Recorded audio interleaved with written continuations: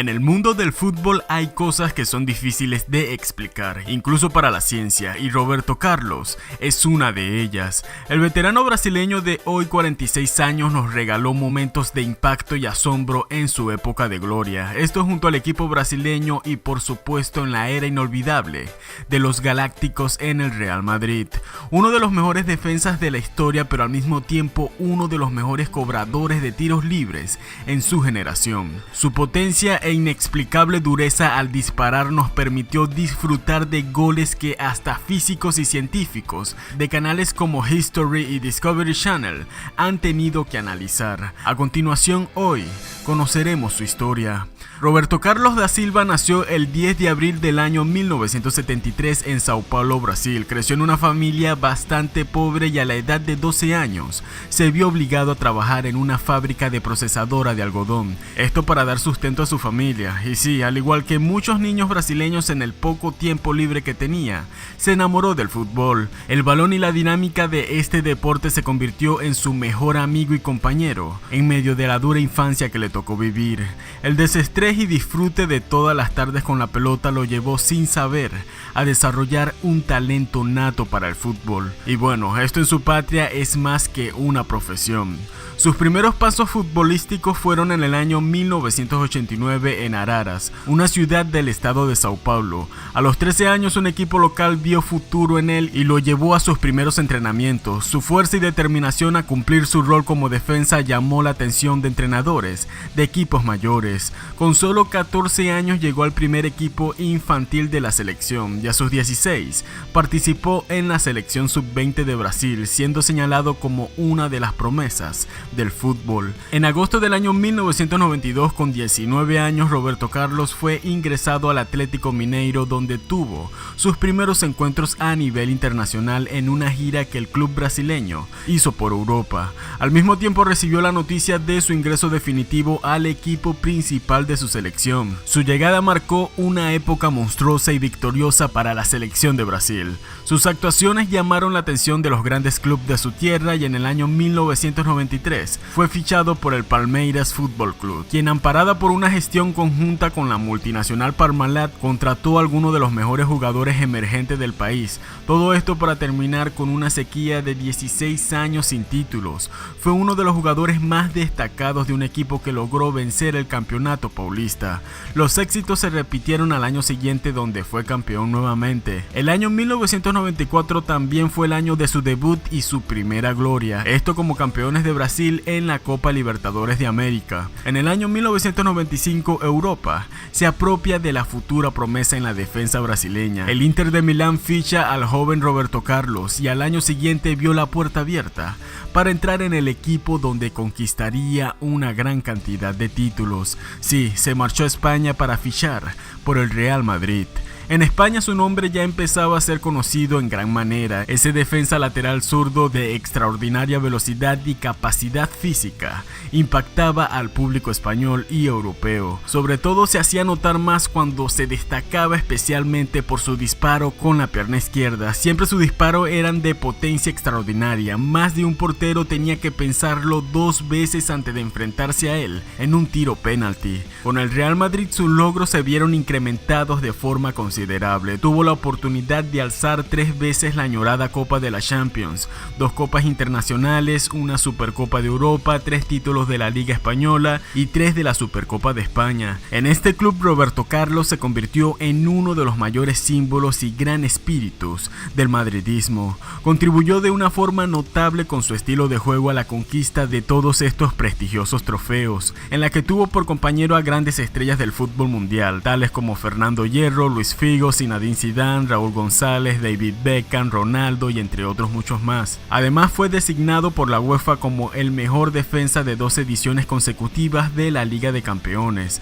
También con la selección de su país tiene grandes y extraordinarios logros. En el año 1998 participó con la selección de su país en la fase final en la Copa Mundial celebrada aquel año en Francia. Pero bueno, en un trago amargo tuvo que conformarse como subcampeón ese año, cuando Brasil cayó partido ante la Francia de Zinedine Zidane. Pero bueno, el momento de mayor gloria de su carrera aún estaba por producirse. Tuvo por escenario a los estadios del Corea-Japón, que fueron sede mundial del año 2002.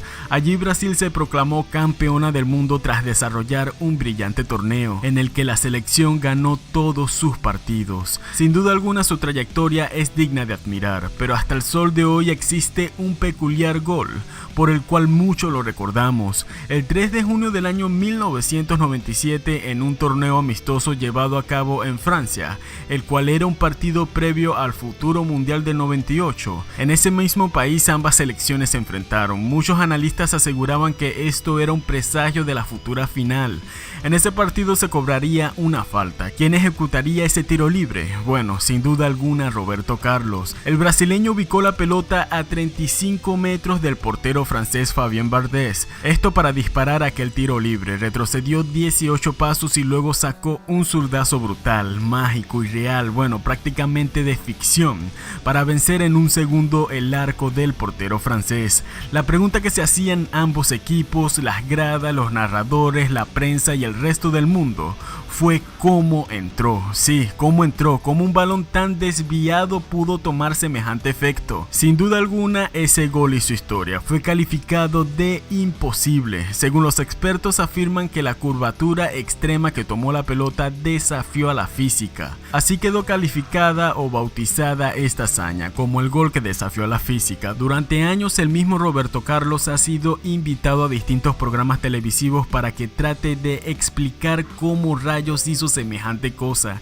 Incluso lo pudimos ver en prestigiadas entregas en la televisión de canales como History, Discovery Channel, en donde expertos trabajaron e hicieron lo posible para revelar cómo se pudo hacer el inolvidable gol. Estos científicos explicaron que al simular el tiro libre bajo el agua, esto con máquinas y pelotas que serían arrojadas con la misma densidad, descubrieron que el balón hace una trayectoria en espiral, cosa que Roberto Carlos replicó al pegarle lo suficientemente fuerte. Se hizo mucho énfasis en eso, en la fuerza y pegándole solo con los últimos 3 dedos del pie. Esto hace que agarre un efecto a tal punto que minimiza en gran manera la influencia de la gravedad.